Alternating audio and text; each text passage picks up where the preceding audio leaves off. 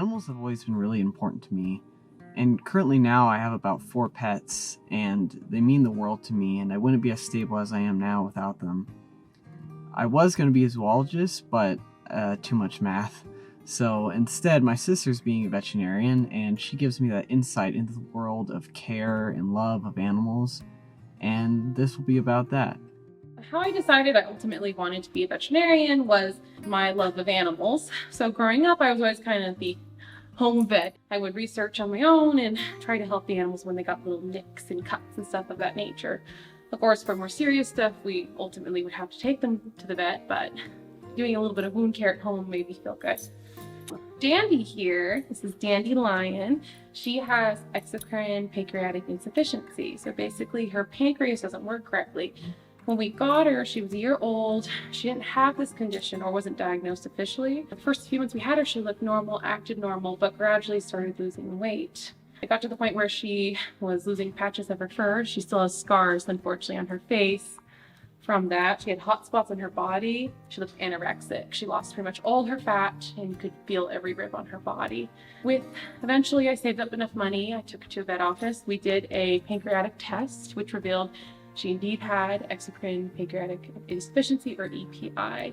So to treat that, which she's on lifelong, it is a porcine-based or pig-based enzyme for the pancreas that we feed her.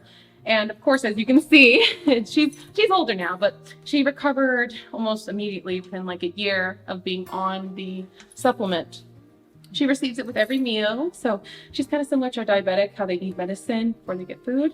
For Dandy, she needs her powder, her porcine pancreatic powder with every meal, and she's able to digest it and absorb the nutrients. Without it, she can't, and she'll lose weight. So it's a lifelong thing. Most of our wildlife rescue happened because of my old cat. I had a cat named Livia, and she would go out and she would capture ducks, hummingbirds, snakes, and we would of course save them from her. So in one instance, she brought home a duck, which was a big feat for a kitty. The duck had some wing damage below the wing. It looked like Livy had chewed her a little bit. So we did some antiseptic disinfectant for the wing. We were able to get the duck perked up, happy. We released the duck and the duck swam back to its colony.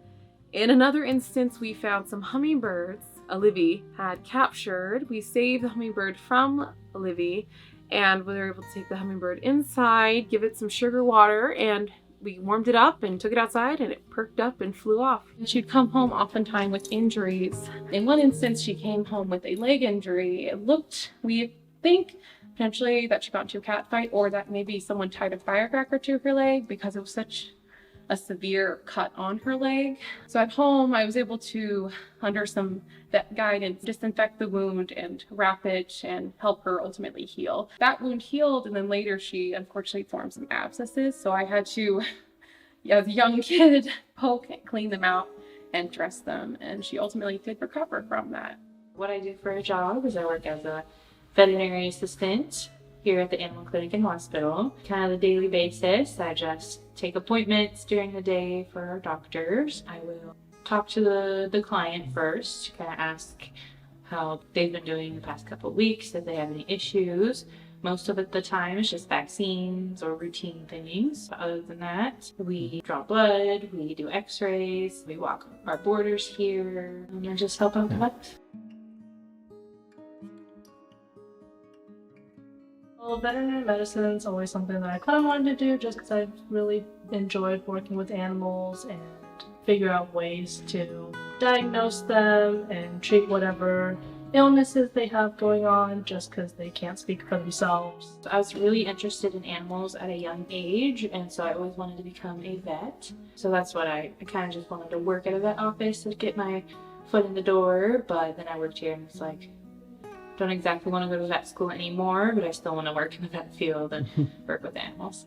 So kind of like today, I will help check in patients for surgeries and help get histories from owners to get a better idea of what is their presenting concerns and what we can do as far as treatments and diagnostics to help kind of manage or treat whatever they have going on. Kind of on slower days, I will also help to clean and just kind of help maintain the clinic as we go through the day. So seeing the really old senior dogs, seeing them come in just for routine things and then being really healthy, happy still, and seeing the connection. So I guess good memories here is working with all the kittens and puppies. We do all their vaccines every 3 to 4 weeks, and so just kind of boosts your mood a little bit during the day. I think the most interesting ones I see would be the little dogs that come in.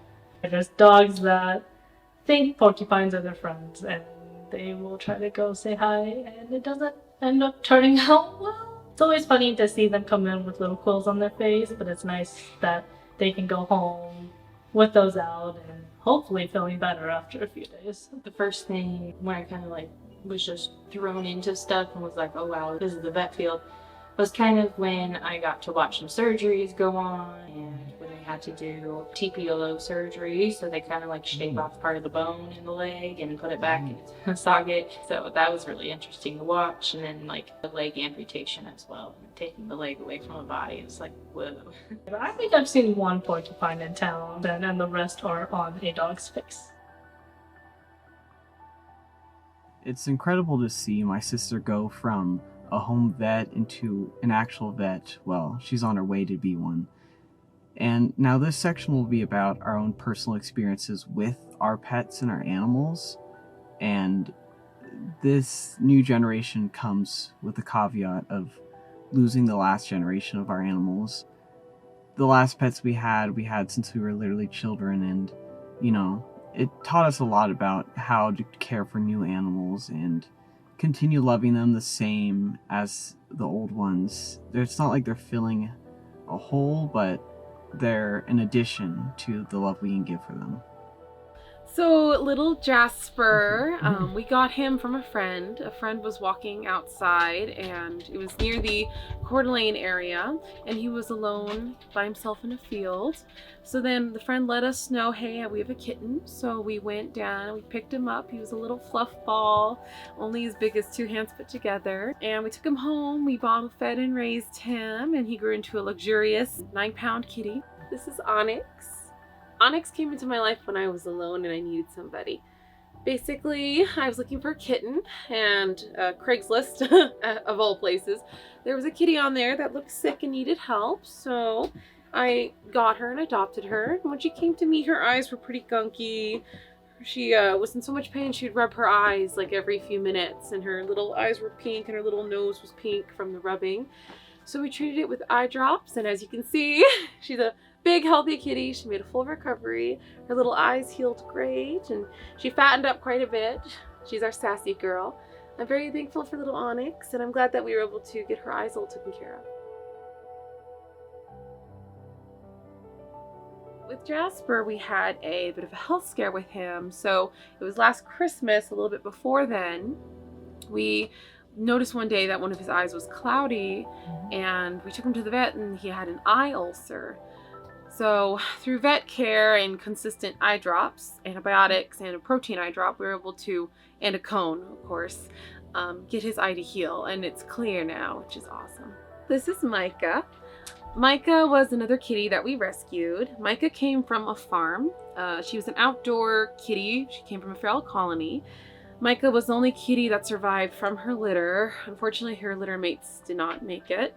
So Micah was outside by herself alone, and the girl called us up and let us know, hey, I have a kitten. The kitten's not doing well. The kitty, little Micah, had gunky eyes. Her nose was producing drainage. She had damage on her nose bridge where the infection had gotten so bad it was starting to eat away at her skin. So we took her in, and with some vet care and deworming, we were able to treat her wounds. She made a full recovery. Her nose is all healed. Now she just has kind of a weird bump, but maybe it's just her face. And she's a happy, healthy kitty. She was scrawny, and now she's the heaviest cat. She's like almost 11 pounds. So she made a full recovery, and I'm very thankful that that girl called us and that we have Micah in our lives. So all these stories, all these things is basically why I decided to become a vet. I wanted to help animals. Animal help and health care has always been a part of my life, whether it be with my pets or the pets, or my pets, my friends' pets, or the animal wildlife that I had saved. It was a part of me, and I'm happy I could be in their lives and make their lives better. Even if I'm not going to be a vet, my sister gives me that insight into this world, and I still do my best to do my own research on animals and care for them and save them the best I can, and my sister every day is putting in the hard work and effort to save them, and I hope one day she'll be a great vet and be able to save them in a more direct manner than simply just helping the vet. So at the end of the day, I love animals and so many other people do, and the best thing we can do is help them in any way we can and educate people.